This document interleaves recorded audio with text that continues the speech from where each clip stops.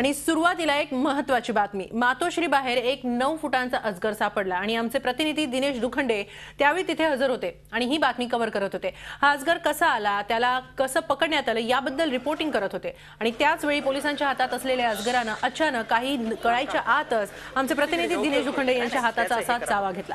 बराच वेळ अजगरानं त्यांचा हात तोंडात पकडूनही ठेवला। पोलिसांनी अजगराच्या कचाट्यातून खूप प्रयत्नांनी दिनेश यांचा रक्ताळलेला हात सोडवला। एक हात अजगराच्या तोंडात असतानाही दिनेश दुखंडे यांच्या चेहऱ्यावरचा हात मात्र तसंच होतं आणि क्षणभरही विचलित न होता त्यांनी आपलं रिपोर्टिंग तसंच सुरू ठेवलं। एका हाताला अजगर चावलेला असताना दुसऱ्या हातात बळ देणारा झी24 तासचा बूम दिनेशनं घट्ट धरून ठेवला। याला म्हणतात पत्रकारितेची निष्ठा। महत्त्वाची बाब म्हणजे अजगरानं चावा घेतल्यानंतरही आमचे प्रतिनिधी दिनेश दुखंडे डॉक्टरांकडे न जाता आधी ऑफिसला संपादकांना भेटायला आले। त्यांनी अजगराचे व्हिज्युअल्स आणि पोलिसांचे बाईट्सही त्यांच्याकडे सोपवले आणि मगच डॉक्टरांकडे गेले। दिनेश दुखंडे यांची प्रकृती आता व्यवस्थित आहे। त्यांच्या या पत्रकारितेतल्या धैर्याचं आणि निष्ठेचं खरंच आहे। ही दृश्य तुम्हाला विचलित करू शकतील, पण हे दृश्य एक प्रतीक आहेत जीवावर उदार होऊन पत्रकारिता करणाऱ्या पत्रकाराची दिनेश दुखंडे त्यांच्या या धैर्याला आणि निष्ठेला सलाम।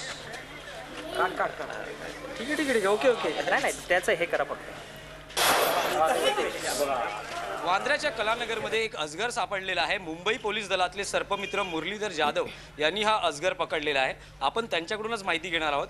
नेमकं या अजगराच्या बाबतीत तुम्ही काय सांगाल, कुठे सापडला आहे आणि कशा पद्धतीने याला तुम्ही पकडलेला आहे? रात्री 2 वाजता मेन कंट्रोल यांचा संदेश प्राप्त झाला, दूरध्वनी संदेश, की वांद्रा कलानगर मातोश्री जवळ एक भला मोठा अजगर रोड साईडने आहे। मी त्यांना सांगितलं मी अंबरनाथला राहिला आहे, तर ते बोलले यावं लागेल कारण बराच मोठा अजगर आहे। तर मी तसंच एक्सप्रेस पकडून दादरला आलो। दादरवरने कलानगरला बाय टॅक्सीने गेलो, तर तिथं मंजुळा बंगला म्हणून एक्झॅक्ट जस्ट मातोश्री बंगलोच्या बाजूलाच होता। तिथं गेलो असता हा अजगर पाल्यापाचोळ्यात लपलेला दिसला। त्याला शिल्पसतीने पकडलं। सकाळी त्याला एक्झॅक्ट 4:30 पर्यंत पकडलं आणि शिवाजीपार्क पोलीस स्टेशनला घेऊन आलो। या अजगराच्या बाबतीत काय सांगाल, याचं वय, याची उंची आणि काय नेमकं माहिती सांगाल? हा अजगर नर आहे, मादी आहे? नाही, ही फिमेल आहे, मादी, आणि तिच्या साईजवरनं ती कदाचित प्रेग्नंट असावी आणि याची लेंथ 9 फुटापर्यंत आहे, 9-9.25 फुटापर्यंत, आणि वजन 12 किलोपर्यंत आहे। आता हा जो अजगर जो सापडलेला आहे तुम्हाला वांद्र्यात आणि ती जी धामण आहे, यांचं पुढे काय केलं जाईल? कंट्रोल आपलं फायर ब्रिगेडला किंवा वाईल्ड लाईफला कॉल करून त्यांच्या हवाली करून ते पुढील कारवाई जंगलात सोडून करतात। कुठल्या जंगलात यांना साधारणपणे सोडलं जाईल वाईल्ड लाईफ मित्रांच्या मार्फत? वाईल्ड लाईफ मित्रांच्या मार्फतीने किंवा कल्याणचे दत्ता बोंबे म्हणून आमचे सर आहेत शिक्षक, ते फायर ब्रिगेडला असून ते पण हेच काम करतात। त्यांच्या हवाली करून ते ठाणा कंट्रोल यांच्याकडून परमिशन घेऊन वाईल्ड लाईफच्या मार्फतीने जंगलामध्ये मुरबाड जंगल किंवा नॅशनल पार्कमध्ये कुठेतरी सोडतात। धन्यवाद। व्हिडिओ जर्नलिस्ट मंगेश वर्णेसह दिनेश दुखंडे, झी मीडिया, मुंबई।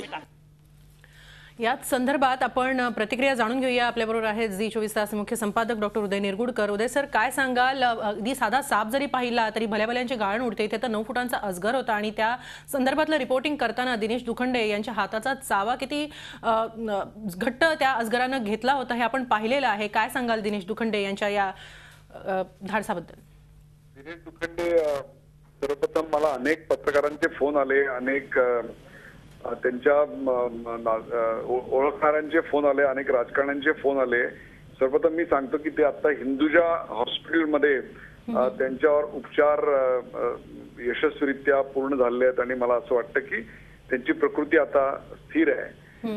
अशा प्रकारची घटना ही ज्याला आपण रेअर ऑफ द रेअरेस्ट म्हणू की अशा प्रकारे अजगरांनी एकदम उसळी घेणं, पण त्यातली सर्वात कमिटमेंट बघा तुम्ही, त्याच्या चेहऱ्यावरचं हास्य बघा की अजगरांनी चावा घेतल्यानंतरही आपल्या हातातला बूम त्यांनी एक कणही सोडला नाही आणि आपल्या रिपोर्टिंगचं काम पूर्ण केलं। सर्वात महत्वाचं म्हणजे ते सगळं फुटेज घेऊन तो ऑफिसला आला। ते फुटेज त्यांनी ऑफिसला माझ्याकडे दिलं आणि तेव्हा मला या सगळ्याच्या गांभीर्याची जाणीव झाली आणि म्हणून मी त्याला ताबडतोब हिंदुजा हॉस्पिटलमध्ये पाठवलं।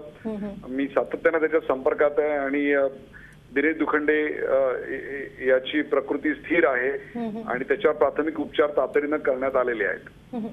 सर, अगदी खेळीमेळीनं घेतलं त्यांनी. जेव्हा अजगराने चावा घेतला, अगदी त्यांच्या चेहऱ्यावरचं हास्यही लपलं नव्हतं. अगदी आपलं रिपोर्टिंगचं कामही त्यांनी चालू ठेवलं. ते सगळं झाल्यानंतर, रिपोर्टिंग पूर्ण झाल्यानंतर ते तुम्हाला भेटायला आले.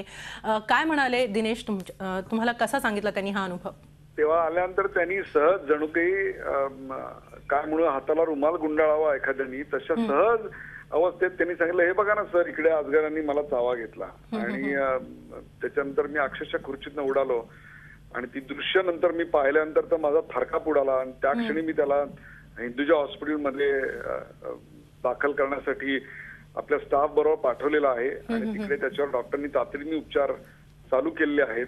परंतु दिनेशच्या चेहऱ्यावर मला भीतीचा, घाबरल्याचा किंवा कुठलाही लवशेष असा दिसला नाही. जसा तो आता तुम्हाला रिपोर्टिंग करताना दिसतोय तसाच तो मला इथं मला ऑफिसमध्ये आल्यानंतर दिसला होता. परंतु त्याच्या सर्व मित्र परिवाराला, दिनेश दुखंडेचा मित्र परिवार अनेक राजकीय पक्षांमध्ये आहे, त्यांच्यासाठी मी मुद्दामून सांगतो, दिनेशची प्रकृती अत्यंत स्थिर आहे आणि त्याच्यावर प्राथमिक उपचार सुरू झालेले आहेत. नक्कीच दिनेशच्या या कर्तृत्वाला, त्यांच्या या धैर्याला निश्चितच 24 तासचा सलाम. धन्यवाद सर ही चर्चा केल्याबद्दल. प्रतिनिधी दिनेश दुखंडे यांना हा अजगर कसा चावला हे आपण पाहिलेलं आहे. म्हणजे अगदी गाळ उडते साधा साप बघितल्यानंतर सुद्धा. मात्र इथे 9 फुटांचा अजगर होता.